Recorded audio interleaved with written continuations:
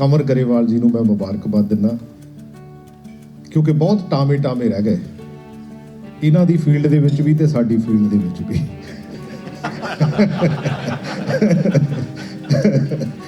जिन्हां ने कुछ ना कुछ पंजाब नूं संभाल के रखिया होया। मेरे कमरे का 5:30 बजे दरवाजा खड़किया तो एक मोटा जिहा बंदा मैनू कहंदा मैनू नुसरत कहंदे आ ते साईं जी ने मेरी ड्यूटी लाई है।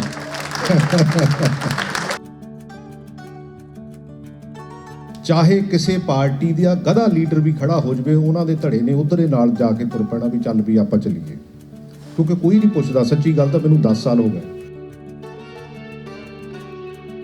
कोई नहीं पुछदा भी हाँ बई तुहाडीआं पॉलिसीज़ की आ तुसी करना की आ तुसी एजुकेशन का की करना तुसी सेहत सेवावां का की करना तुसी कल्चर का की करना मैनू नहीं लगता कोई पुछदा।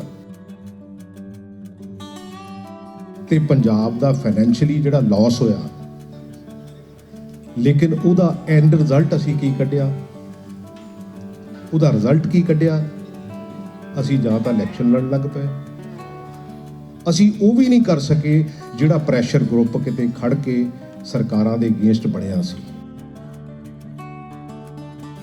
ਸਾਡੇ ਬਹੁਤ ਦੂਰੋਂ ਇੱਕ ਗੈਸਟ ਆਇਆ ਮੈਂ ਉਹਨਾਂ ਨੂੰ ਬੇਨਤੀ ਕਰਦਾ ਸਰਦਾਰ ਪ੍ਰਗਟ ਸਿੰਘ ਐਮਐਲਏ ਜਲੰਧਰ ਕੈਂਟ ਤੋਂ ਪਲੀਜ਼ ਦੋ ਸ਼ਬਦ ਆ ਕੇ ਕਹੋ ਤਾਂ ਸਾਡਾ ਮਾਣ ਵਧਾਓ ਜੀ please. not only MLA but captain of hockey team India Padma Shri Sardar Pargat Singh ਜੀ ਥੈਂਕ ਯੂ। ਇਹ ਜਲੰਧਰੋਂ ਸਾਡੇ ਹਲਕੇ ਤੋਂ ਐਮਐਲਏ ਵੀ ਨੇ ਤੇ ਬੜੇ ਭਾਈ ਵੀ ਨੇ। ਸਭ ਤੋਂ ਪਹਿਲਾਂ ਤਾਂ ਸਾਰਿਆਂ ਨੂੰ ਪਿਆਰ ਭਰੀ ਸਤਿ ਸ਼੍ਰੀ ਅਕਾਲ और कमर गरेवाल जी ਨੂੰ मैं मुबारकबाद दिना क्योंकि बहुत टामे टामे रह गए इन्हां दी फील्ड दे विच भी ते साडी फील्ड दे विच भी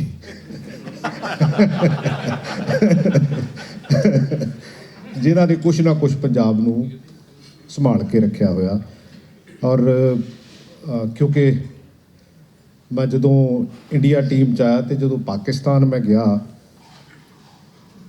तो उत्थे एक साईं जी हैगे आ तो मैनू कहंदे भी प्रगट किहड़ी चीज़ का शौक रखदा तो मैं उन्होंने कहा मैं कहा जी भी मैं तो सूफी क्योंकि उदों नुसरत अपनी बुलंदी ते सी मैं कहा जी गुलाम अली सूफी नुसरत जी तो अगले दिन मैनू कहंदे वेला किन्ने क टाइम हुंदा मैं कहा जी 5 बजे मैच मूच मुक जाते 90 का वर्ल्ड कप सीगा ते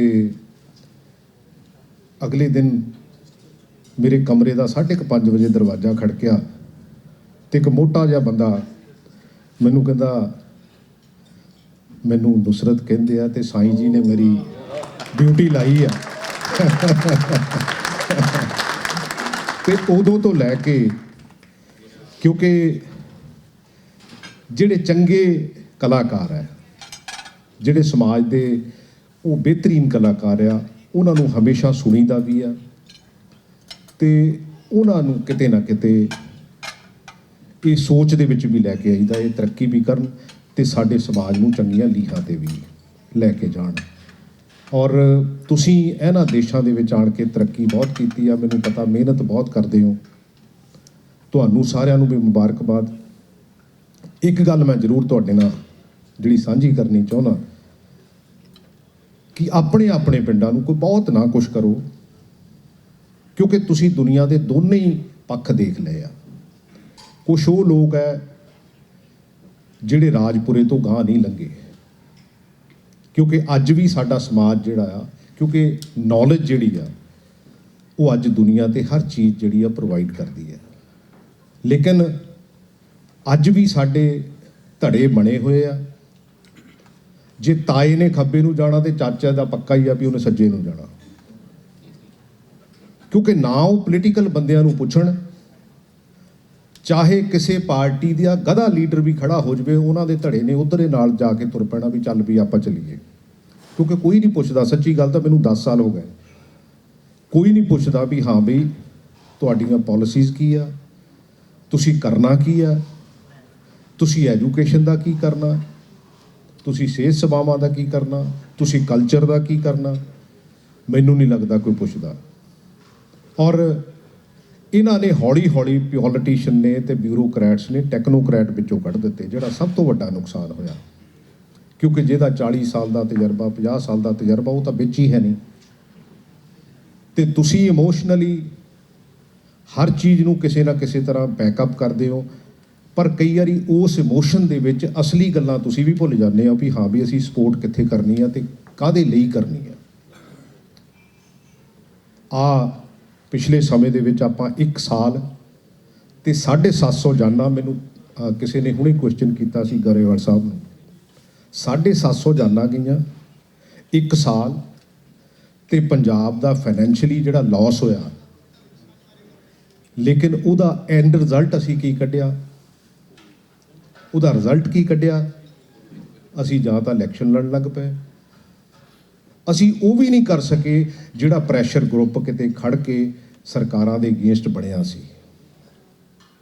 ਕਿਉਂਕਿ ਜੇ ਅਸੀਂ ਰਿਜ਼ਲਟ ਨਹੀਂ ਕੱਢਦੇ ਨਾ, 1947 ਤੋਂ ਪਹਿਲਾਂ ਵੀ ਅਸੀਂ ਬਹੁਤ ਭੋਗਿਆ, ਅੱਜ ਤੱਕ ਭੋਗ ਰਹੇ ਹਾਂ, ਲੇਕਿਨ ਜੇ ਅਸੀਂ ਸਾਡੀ ਕੌਮ ਨੇ ਉਹ ਰਿਜ਼ਲਟ ਨਾ ਕੱਢੇ ਤਾਂ ਫਿਰ ਹੌਲੀ ਹੌਲੀ ਹੌਲੀ ਹੌਲੀ ਕੋਈ ਬਹੁਤ ਚੰਗਾ ਸਮਾਂ ਸਾਡੇ ਤੇ ਆਉਣ ਵਾਲਾ ਨਹੀਂ ਹੈ।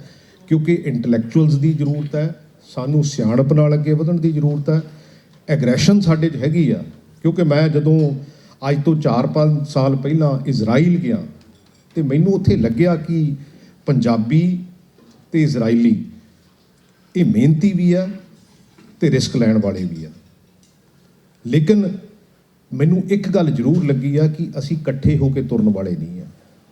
ਅਸੀਂ ਇੰਡੀਵਿਜੂਅਲ ਤਾਂ ਭਾਵੇਂ ਜਿੰਨੇ ਮਰਜ਼ੀ ਤਕੜੇ ਹੋ ਜਾਈਏ, ਔਰ ਹੋ ਰਹੇ ਹਾਂ, ਲੇਕਿਨ ਕੌਮ ਦੇ ਤੌਰ ਤੇ, ਸਮਾਜ ਦੇ ਤੌਰ ਤੇ ਅਸੀਂ ਜੋ ਹੋਣਾ ਚਾਹੀਦਾ ਸੀ ਅੱਜ ਤੱਕ, ਜਿੰਨੀਆਂ ਕੁ ਸਾਡੀਆਂ ਕੁਰਬਾਨੀਆਂ, ਉਹ ਅਸੀਂ ਉਧਰ ਨੂੰ ਤੁਰੇ ਨਹੀਂ ਹੈ। ਸੋ ਇਸ ਕਰਕੇ ਜੇ ਆਪਣੇ ਆਪਣੇ ਪਿੰਡ ਦੇ ਵਿੱਚ, ਕਿਉਂਕਿ ਮੈਨੂੰ ਲੱਗਦਾ ਕਿ ਹਰ ਪਿੰਡ ਦਾ ਕੋਈ ਨਾ ਕੋਈ ਵਸਿੰਦਾ ਜਿਹੜਾ ਉਹ ਕਿਸੇ ਨਾ ਕਿਸੇ ਕੰਟਰੀ ਦੇ ਵਿੱਚ ਬੈਠਾ, ਉਹਨਾਂ ਨਾਲ ਜਾ ਕੇ ਨੌਲੇਜ ਸ਼ੇਅਰਿੰਗ ਕਰੋ। ਉਹਨਾਂ ਨੂੰ ਕਹੋ ਇੱਦਾਂ ਦੁਨੀਆ ਨਹੀਂ ਚੱਲਦੀ ਜਿੱਦਾਂ ਤੁਸੀਂ ਚਲਾਉਣੀ ਚਾਹੁੰਦੇ ਆ।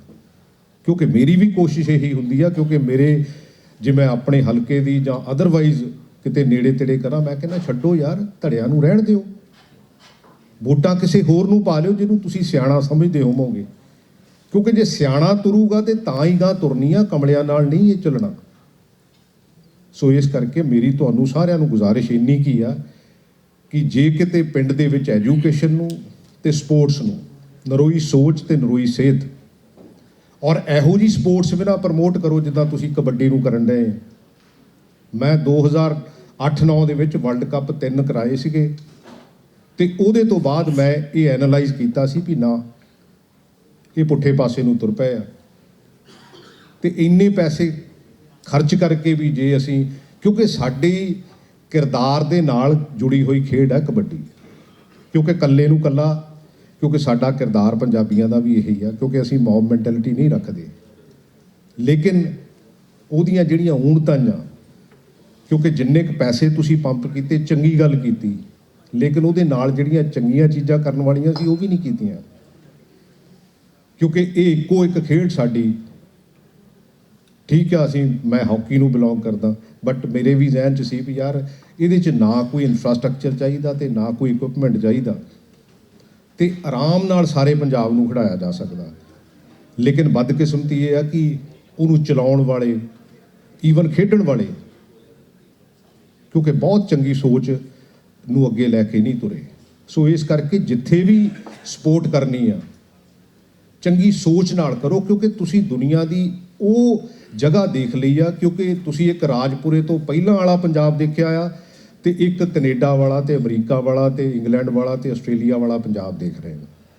ਸੋ ਇਸ ਕਰਕੇ ਮੇਰੀ ਤਾਂ ਸਾਰਿਆਂ ਨੂੰ ਇੰਨੀ ਕੁ ਰਿਕੁਐਸਟ ਹੈਗੀ ਹੈ ਕਿ ਆਪਾਂ ਸਾਰੇ ਰਲ ਕੇ ਇਹਦੇ ਤੇ ਚੰਗੀ ਸੋਚ ਦੇ ਕੇ ਤੇ ਇਹਨੂੰ ਚੰਗੇ ਪਾਸੇ ਨੂੰ ਤੋਰੀਏ। ਕਿਉਂਕਿ ਮੀਡੀਆ ਤੋਂ ਮੇਰੇ ਦੋਸਤ ਬੈਠੇ ਆ, ਦੋਨੇ ਬਾਠ ਸਾਹਿਬ ਤੇ ਬੈਨੀਪਾਲ ਜੀ ਬੈਠੇ ਆ, ਸੰਧਾ ਵਾਲੀਆ ਜੀ ਬੈਠੇ ਆ, ਕਿਉਂਕਿ ਇਹਨਾਂ ਨਾਲ ਤਾਂ ਭਰਾਵਾਂ ਵਾਲੀ ਗੱਲ ਹੈ, ਔਰ ਇਹਨਾਂ ਦੀ ਫੀਲਡ ਦੇ ਵਿੱਚ ਵੀ ਟਾਮੇ ਹੀ ਰਹਿ ਗਏ ਆ।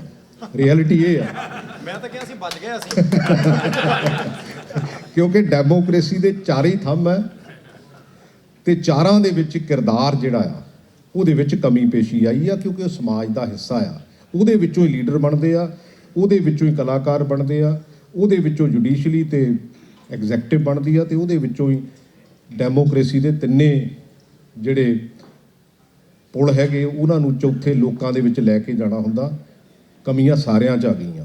ਸੋ ਇਸ ਕਰਕੇ ਮੇਰੀ ਤਾਂ ਇੰਨੀ ਕੁ ਬੇਨਤੀ ਆ ਵੀ ਕਿਉਂਕਿ ਕੰਵਰ ਗਰੇਵਾਲ ਜੀ ਵਰਗੇ ਜਿਹੜੇ ਕਲਾਕਾਰ ਹੈ, ਜਿਹੜੇ ਸਮਾਜ ਨੂੰ ਉਹ ਸੇਧ ਦਿੰਦੇ ਆ, ਔਰ ਮੈਂ ਹਮੇਸ਼ਾ ਇਹਨਾਂ ਦੀ ਜਿਹੜੀ ਸੋਚ ਹੈ, ਕਿਉਂਕਿ ਅਲਟੀਮੇਟਲੀ ਆਪਾਂ ਸੋਚ ਨਾਲ ਜੁੜੇ ਆ, ਉਹ ਸੋਚ ਨੂੰ ਜਿਹੜਾ ਉਹ ਸਜਦਾ ਵੀ ਕਰਦਾ ਔਰ ਮੁਬਾਰਕਬਾਦ ਵੀ ਦਿੰਦਾ। ਔਰ ਤੁਸੀਂ ਇਹਨਾਂ ਕੰਟਰੀਆਂ ਦੇ ਵਿੱਚ ਆੜ ਕੇ ਉਸ ਮਾਂ ਬੋਲੀ ਨੂੰ, ਆਪਣੇ ਕਲਚਰ ਨੂੰ ਪ੍ਰਮੋਟ ਕਰਦੇ ਹੋ। ਜਿਹੜੇ ਨਵੇਂ ਬੱਚੇ ਆ ਉਹ ਸੁਣਦੇ ਆ, ਉਹ ਵੀ ਉਹਦੇ ਤੇ ਪਹਿਰਾ ਦਿੰਦੇ ਆ। ਪਰ ਆਪਾਂ ਇਹ ਵੀ ਕੋਸ਼ਿਸ਼ ਕਰੀਏ ਵੀ ਜਿਹੜੇ ਬਹੁਤੇ ਲੱਚਰ ਲੁੱਚਰਿਆ ਗੁਰਜੀਤ, ਇਹਨਾਂ ਨੂੰ ਤੁਸੀਂ ਵੀ ਨਾ ਪ੍ਰਮੋਟ ਕਰਿਆ ਕਰੋ, ਕਿਉਂਕਿ ਮੈਂ ਸਮਝਦਾ ਵੀ ਕਈ ਵਾਰੀ ਤੁਹਾਡੀ ਵੀ ਮਜਬੂਰੀ ਹੁੰਦੀ ਆ। ਮੈਂ ਕਈ ਵਾਰੀ ਕਈ ਕਲਾਕਾਰਾਂ ਨਾਲ ਗੱਲ ਕੀਤੀ ਆ, ਉਹ ਕਹਿੰਦੇ ਜੀ ਬੰਬੇ ਵਾਲੇ ਇਦਾਂ ਕਰਦੇ ਆ ਕਿਉਂਕਿ ਜੀ ਪਿਕਚਰਾਈਜੇਸ਼ਨ। ਮੈਂ ਕਿਹਾ ਯਾਰ ਕਦੀ ਕਦੀ ਅਫਸੋਸ ਇਸ ਗੱਲ ਦਾ ਹੁੰਦਾ ਵੀ ਜਦੋਂ ਹੰਸਰਾਜ ਹੰਸ ਵਰਗਾ ਗਾਣਾ ਵੀ ਇਹ ਗਾਉਂਦਾ ਵੀ ਦੁਪੱਟਾ ਤੇਰਾ 7 ਰੰਗ ਦਾ ਤੇ ਦੁਪੱਟਾ ਕਿਤੇ ਨੇੜੇ ਤੇੜੇ ਵੀ ਨਹੀਂ ਹੁੰਦਾ, ਤੇ ਉਦੋਂ ਫਿਰ ਸਾਡੇ ਪੰਜਾਬੀ ਕਲਚਰ ਦੀ ਜਿਹੜੀ ਪਿਕਚਰਾਈਜੇਸ਼ਨ ਆ ਉਹ ਸਾਨੂੰ ਕਿਸੇ ਹੋਰ ਜਗ੍ਹਾ ਤੇ ਲੈ ਕੇ ਜਾਂਦੀ ਆ, ਜਿਹੋ ਜੀ ਅਸੀਂ ਆਸ ਵੀ ਨਹੀਂ ਰੱਖਦੇ ਤੇ ਜਿਹੋ ਜਿਹਾ ਸਾਡਾ ਕਲਚਰ ਤੇ ਸਾਡਾ ਸੁਭਾਅ ਵੀ ਨਹੀਂ ਹੈ। ਸੋ ਅੱਜ ਦੇ ਮੌਕੇ ਤੇ ਮੈਂ, ਕਿਉਂਕਿ ਗੁਰਜੀਤ ਛੋਟਾ ਭਾਈ ਆ ਔਰ ਅੱਜ ਜਿੰਨੇ ਵੀ ਤੁਸੀਂ ਇੱਥੇ ਇਕੱਠੇ ਹੋਏ ਹੋ, ਤੁਹਾਡਾ ਸਾਰਿਆਂ ਦਾ ਧੰਨਵਾਦ ਵੀ ਆ, ਮੁਬਾਰਕਬਾਦ ਵੀ ਆ, ਔਰ ਆਸ ਵੀ ਕਰਦੇ ਕਿ ਆਪਾਂ ਐਂਟਰਟੇਨਮੈਂਟ ਦੇ ਨਾਲ ਨਾਲ ਉਸ ਕਲਚਰ ਨੂੰ ਵੀ ਜਿਹੜਾ ਪ੍ਰਮੋਟ ਕਰਾਂਗੇ ਔਰ ਉਸ ਦਿਨ ਜ਼ਰੂਰ ਸਾਰੇ ਇਕੱਠੇ ਹੋ ਕੇ ਆਪਾਂ ਇਹਨਾਂ ਨੂੰ ਜਿਹੜਾ ਉਹ ਸੁਣਾਂਗੇ। Thank you very much.